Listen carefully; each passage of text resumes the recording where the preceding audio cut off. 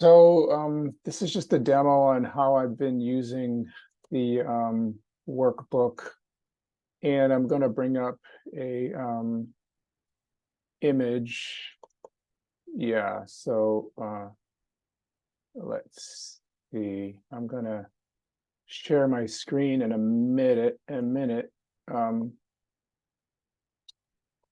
then we can work with this image and then see if there's any questions. All right. So can people see this thing kind of, sort of? Yes. All right, let me get rid of this. All right. So this is from the Bonnie Weiss workbook. And that workbook is full of exercises.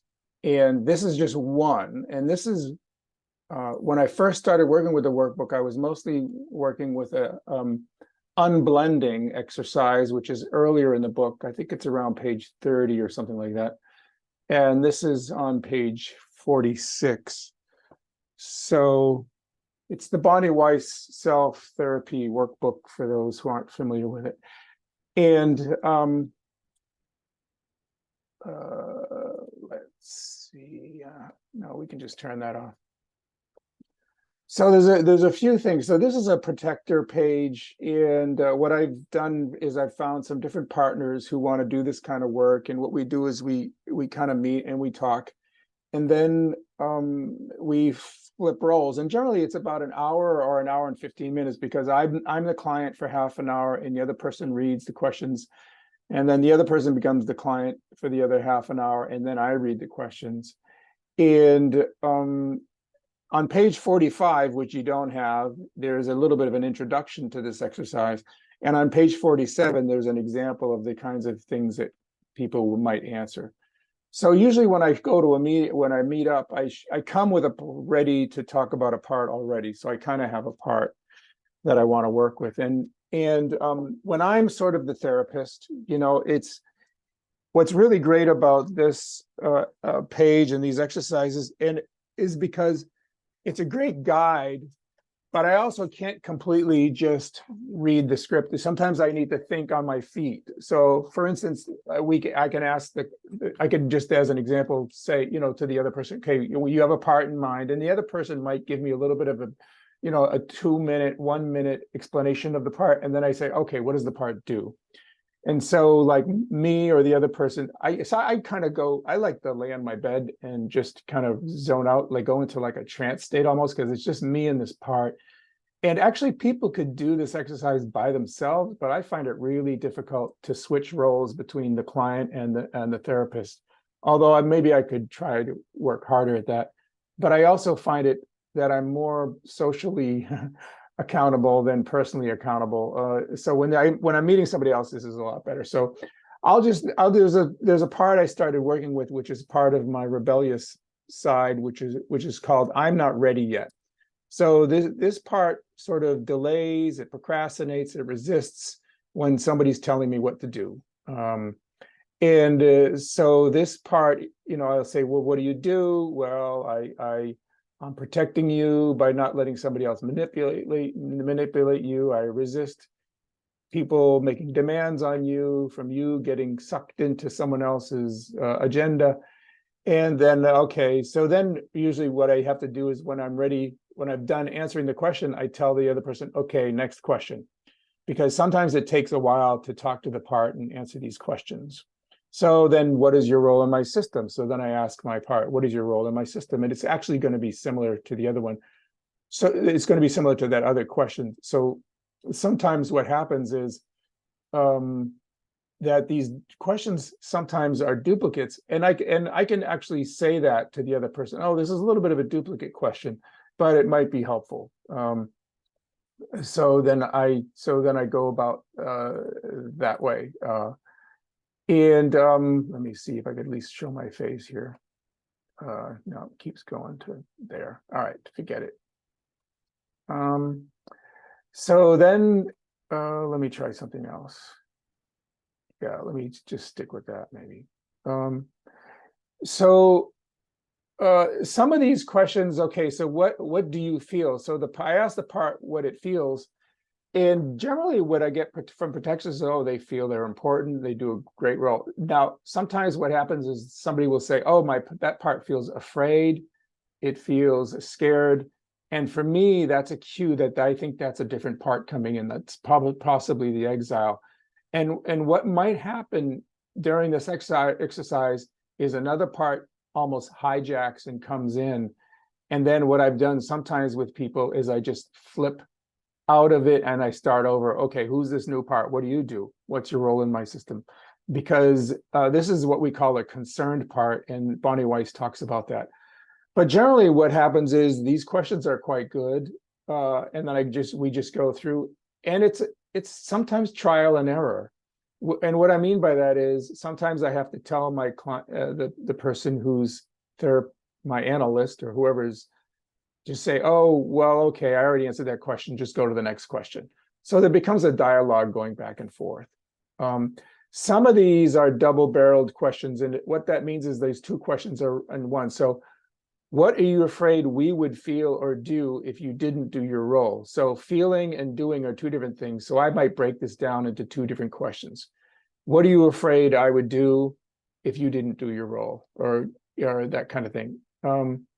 And then at the end, what I end up doing is, there's this, what would you like from me? What would the part like from me? And then I finally end up with, is there anything else? Because I add that, is there anything else? And then say some thank yous. So at the end of every session, there's always, okay, say some thank yous, tell the part, thank you for showing up, that type of thing. And for me, I don't know, somehow, for some reason, the part is always generally very thankful, because no one ever talked to it before. No one ever listened to it. Like, it didn't get a chance to like have a seat at the table and talk. So I'll stop there and see if there's any questions. I know I'm just kind of talking in an abstract way, but it's a lot more powerful when we do this thing. And then sometimes I show up with a part that I don't think is very important or plays a big role. And I find out it's been working for me since I was 5. It has played a big role, and it sort of blows my mind. So I'll stop there and just see if there's any questions. Go ahead. Yeah, my question is, because I've tried it just a little bit with one person, and I wondered how should you sort of dictate when, let's say I'm being the client and you're being the therapist, and you've asked me a question, and now it's sort of like, do you think it should be up to the client to say, sorry, I think you just said this actually, it should be up to the client to say when they've finished, kind of thing, when they're ready for the next question, rather than the therapist sort of take that upon themselves? Because to be honest, it was a bit kind of tricky. I didn't really know how to do it. So with every person I've done this with, we've come to agreements, because I say, oh, okay, I'm ready, next question. So the other person tells me what they want to say. Like this other person I was working says they want to say finished. Okay, finished, next question, or okay, or something like that. So those are agreements that need to be made, right? Because nobody wants to feel rushed when talking to a part or trying to, and the part doesn't want to feel rushed.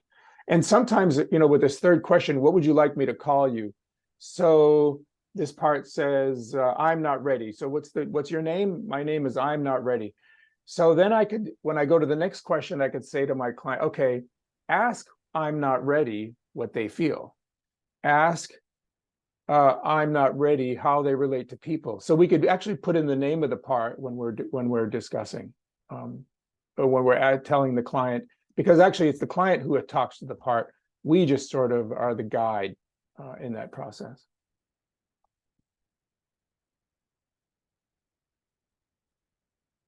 And like I said, it's one thing to just look at this and read it and do by it myself. It's another thing for me to like get quiet, get calm, do a little breathing exercise beforehand, and then let somebody else lead me through.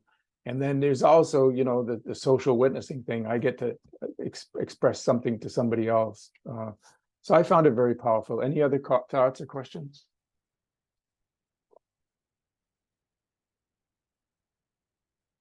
Anything you think I missed? Yes, I want to ask if you would recommend to do this in person or it doesn't make a difference over the phone or Zoom? Oh, I think it would be great in person, but I've never had that opportunity. Actually, everybody I work with is on Zoom. Yeah. Okay, thank you. Yeah, everybody I work with is in some other city. Yeah, one person's in another country. And then I also make recordings, so I just save the audio and I can listen to it later. Because it's hard to listen sometimes when I'm actually in the sort of the driving seat, if you know what I mean. And then listening to it over again, I get greater insights. And then also some people, there's this one question, okay, for insights into the exile, what are you afraid would happen if you didn't do your role?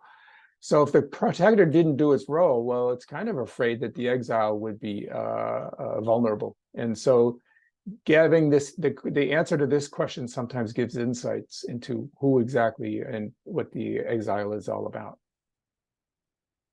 And certainly this one, how long have you been doing your role? A lot of times I get, oh, since I was 2, since I was 8, since I was 5. I had one protector started when I was 25, which I thought was quite fascinating. I didn't think protectors could kick in that late, but that one did. What caused you to take on this role? Some people may not be ready to answer that question if it's too sensitive. So you just pass when the person says pass or something.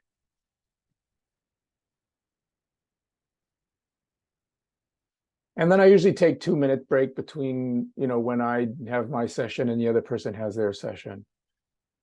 And if we're pretty task oriented, it's just a half hour, and it's actually quite profound. Most of my sessions are quite profound, even though they're free and we're kind of working with another person. All right, so I'll stop there, and I'll unless there's any thoughts or questions, and I'll turn off the video recording, and then we can yeah, how do I turn this on?